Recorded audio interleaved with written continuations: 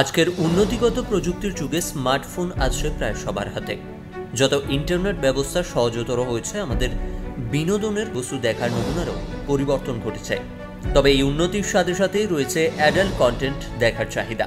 অথবা ফোন হাতে নিলেই আমাদের জানা অজানাভাবেই অ্যাডাল্ট কন্টেন্ট চলে আসে আমাদের চোখের সামনে। তারপর আস্তে আস্তে কখন জানতে অজান্তে ওই দুনিয়ায় ডুবে যাওয়া হয় তা আর বোঝা যায় না।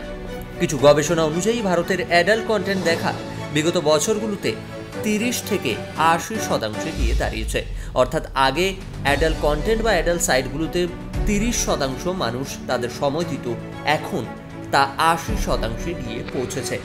অর্থাৎ আরও 50% লোকজন বেশি সময় দিচ্ছে এই ধরনের ওয়েবসাইটগুলোতে। আর ভারতের 70% অভিভাবক এই চিন্তায় থাকেন যেন ওদের সন্তানরা ভুলবশত এই ফাঁদে পা না দিয়ে বসে।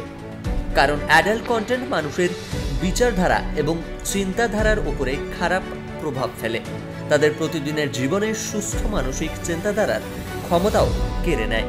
এবার এই ধরনের কন্টেন্ট নিয়ে সুপ্রিম কোর্টের এক রায় বেরোলো।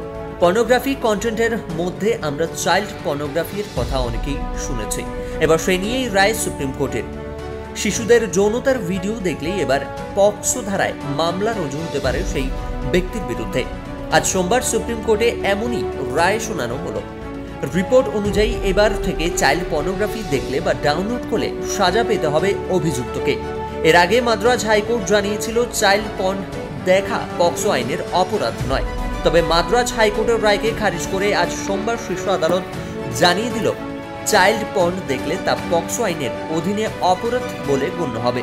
সুপ্রিম কোর্টের প্রধান বিচারপতি ডিওয়াই চন্দ্রচূড় ও বিচারপতি জেবি পারদিওয়ালা বেঞ্চে এই সংক্রান্ত মামলার শুনানি হয়েছিল। এই আবহে প্রধান বিচারপতির নেতৃত্বাধীন ডিভিশন বেঞ্চ রায় দিয়ে বলে, চাইল্ড পর্ন সংক্রান্ত মাদ্রাজ হাইকোর্টের রায়ে গুরুতর ভুল ছিল।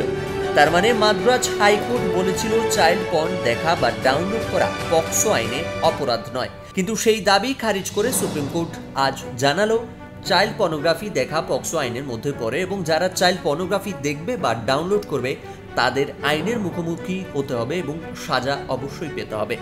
ব্যুরো রিপোর্ট, ক্যালকলিং টিভি, কলকাতা।